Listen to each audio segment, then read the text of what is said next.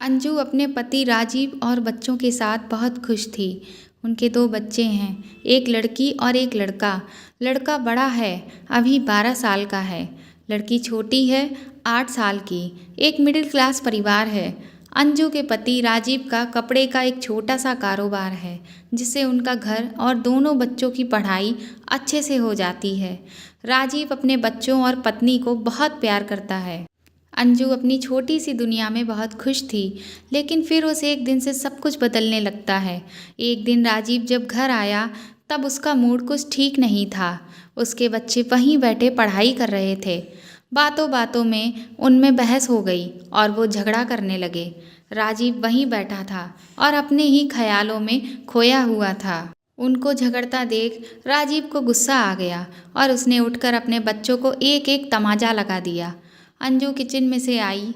बच्चों और अंजू के लिए यह बात बड़ी ही आश्चर्य की थी, क्योंकि राजीव ने आज से पहले कभी अपने बच्चों को मारना तो दूर की बात, जोर से डांटा भी नहीं था। हमेशा उन्हें प्यार से समझाया था, लेकिन आज उसे क्या हो गया था। अंजू ने राजीव से बात की, क्या हुआ? आपको कोई बात परेशान कर रही है क्या? लेकिन वो गुस्से में कुछ नहीं बोलकर वहाँ से चला गया। राजीव के इस व्यवहार से अंजू को पता चल गया था कि ज़रूर कोई बड़ी बात है जो राजीव को परेशान कर रही है। कुछ दिन राजीव का स्वभाव ऐसा ही रहा। इस दौरान राजीव अपनी चीज़ों को लेकर भी कुछ ज़्यादा ही पर्सनल हो गया था। उसने अपना एक अलग लॉकर रख लिया था, जिसकी चाबी उसी के पास रहती थी। अंजू को यह पता था कि राजीव उसमें कुछ रखते हैं, लेकिन वो राजीव से इस बारे में बात नहीं कर रही थी। उसे लगा कि शायद वो इस बारे में पूछेगी तो कहीं वो बुरा ना मान जाए। ऐसे ही आजकल उनका मूड कुछ सही नहीं रहता है, इसीलिए उसने इस सब के बारे में राजीव से कुछ नहीं पूछा। राजीव कुछ दिनों से अब अकेला रहने लगा था। वह अपने बीवी बच्चों से कटने लगा था, इसीलिए बच्चों से भी ज़्यादा बातें नहीं करता। अंजू को यह बात बहुत खटकने लगी। एक दिन जब राजीव अपने लॉकर में कुछ रख रहा था, तब अंजू वहाँ आ गई। अंजू को देख उसने झट से सबसे पहले लॉकर को बंद किया। अंजू ने जब उसे ऐसा करते देखा तो अंजू ने पूछा, क्या हुआ? ऐसा क्या है जो आप छिपा रहे हैं? क्या हो गया है आपको? कुछ बात है तो बताइए। राजीव ने कहा, कुछ नहीं। कुछ होगा तो मैं तुम्हें बताऊंगा। ऐसा कुछ है ही नहीं जो तुम्हें बताया जाए। अंजू को अब चिंता सताने लगी, क्योंकि उसे अपने पति का बदला हुआ स्वरूप आज साफ साफ दिखाई दे रहा था। घर में अगर शांति ना हो तो उसका असर सब पर पड़ता है। करीब 1 महीने तक उसके पति का यही रूप रहा, लेकिन 1 महीने के बाद अचानक वो फिर से बदलने लगा। पहले की तरह ही अपने बच्चों से बात करने लगा, शांत और सरल तो अब पहले से भी ज़्यादा हो गया। अंजू खुश तो थी, लेकिन उसके मन में अभी शंका और संकोच तो बना ही हुआ था कि अपने पति के इस तरह के बदलाव से उसके मन में अभी तक दुविधा थी। सब कुछ धीरे धीरे फिर पहले जैसा होने लगा, लेकिन अभी भी राजीव अपने लॉकर को नहीं छोड़ता था। लॉकर पर ताला ही रहता था, ना ही उसे किसी को हाथ लगाने की इजाज़त होती थी। अंजू को लगा राजीव फिर से पहले जैसे हो गए हैं, तो अभी ये काफ़ी है। धीरे धीरे वह शायद खुद ही एक दिन अपने मन की बात उसे खुद से ही बता देंगे। धीरे धीरे समय बीतता गया। एक दिन अंजू दोपहर अपने घर से कुछ काम के लिए निकल गई। राजीव दुकान पर थे और बच्चे स्कूल में, इसीलिए वो घर के काम से खुद गई। लेकिन बाहर जाने पर उसे पता नहीं था कि उसे ऐसा कुछ दिखाई देने वाला है। उसे वहाँ राजीव दिखाई दिया, वो भी एक बहुत ही खूबसूरत औरत के साथ, और राजीव उसे पैसे भी दे रहा था। उनको देखकर अंजू छिप गई ताकि वो उन लोगों को दिखाई ना दे, लेकिन अब उसके मन में सवालों के भूचाल आ गए थे। तरह तरह के ख्याल आने लगे कि इस औरत की वजह से ही शायद उसके पति में बदलाव आया है। शाम को जब राजीव घर आया तो अंजू ने पहले ही कुछ सोच रखा था। उसने राजीव से पूछा, दिन कैसा गया? कहीं गए थे या दुकान पर ही थे? राजीव ने कहा, नहीं, दुकान पर ही था, कहाँ जाऊँगा। अंजू को पता था कि राजीव झूठ बोल रहा है, लेकिन क्यों और किस कारण से यह उसे पता नहीं था। उस दिन से अंजू राजीव पर नज़र रखने लगी। वो बीच बीच में दुकान पर जाती थी और चुपके से राजीव का फ़ोन भी चेक करती थी, लेकिन अगले 1 महीने तक उसे कुछ भी नहीं मिला। राजीव ना तो उस औरत से मिला और ना ही कुछ और हुआ। लेकिन फिर महीने की 1 तारीख को वो उससे फिर मिलते हुए दिखाई दिया और उसे पैसे देता दिखा। अंजू को फिर समझ नहीं आया कि आखिर यह बात क्या है। कुछ महीनों तक उसने फिर से नज़र रखी और उसे पता चला कि राजीव हर महीने उस औरत को पैसे देता है। अंजू ने महीनों तक इस बात को देखा था। एक दिन जब राजीव अपने घर आया तो अंजू ने उसको पूछ ही लिया कि क्या बात है, आप कुछ छिपा रहे हैं क्या? राजीव ने कहा कि नहीं। फिर तुम वही बात लेकर बैठ गईं। अंजू ने इस बार बोल ही दिया कि अगर आप कुछ छिपा नहीं रहे तो हर महीने उस औरत को पैसे क्यों देते हो? राजीव के मुंह का रंग बदल गया। वो तिलमिला गया और गुस्से से बोला, तो तुम मेरा पीछा कर रही हो और मुझ पर नज़र रख रही हो। हर महीने मैं बहुत लोगों को पैसे देता हूँ। तुम क्या जानती हो दुकान के बारे में? अंजू ने कहा कि मैं जानती हूँ दुकान के बारे में और यह भी जानती हूँ कि वो दुकान का काम नहीं था।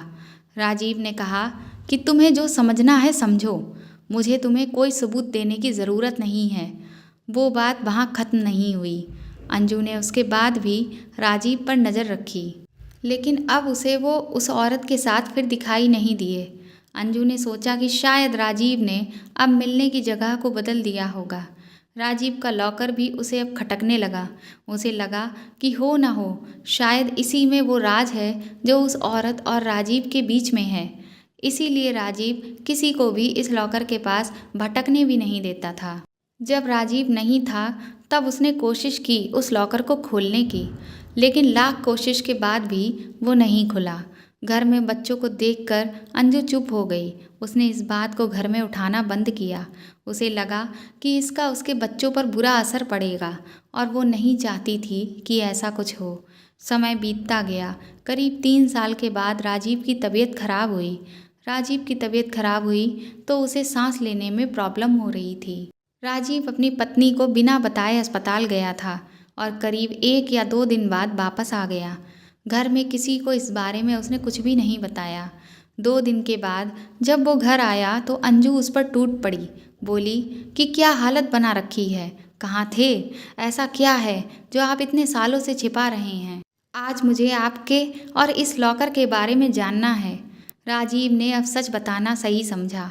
उसने लॉकर खोला और उसमें से फाइल निकालकर अपनी पत्नी को दिखाना शुरू कर दिया। वो सब देखकर अंजू के पैरों तले ज़मीन निकल गई।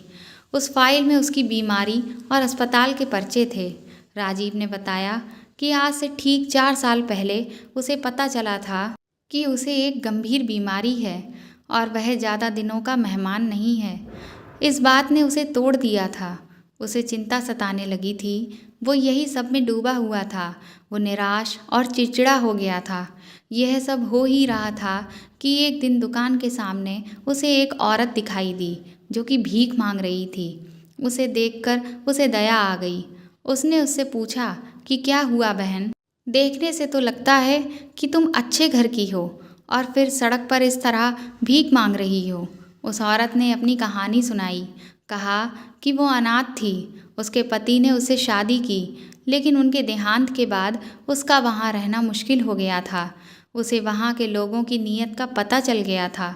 इसीलिए वो कैसे भी बचकर अपने 2 बच्चों के साथ वहाँ से यहाँ इस नए शहर में आ गई। यहाँ उसे गुजारा करना और रहना मुश्किल हो रहा है, इसीलिए मजबूरन उसे भीख मांगना पड़ रहा है। राजीव को उस समय लगा कि अब उसकी ज़िंदगी कुछ ही समय की है, इसीलिए उसने उसकी मदद करना शुरू किया। उसे और उसके बच्चे के रहने को घर और खाने की व्यवस्था की। साथ ही हर महीने उसे पैसे भी भेजता रहता है। उसने ना सिर्फ उसकी बल्कि औरों की भी मदद करना शुरू किया।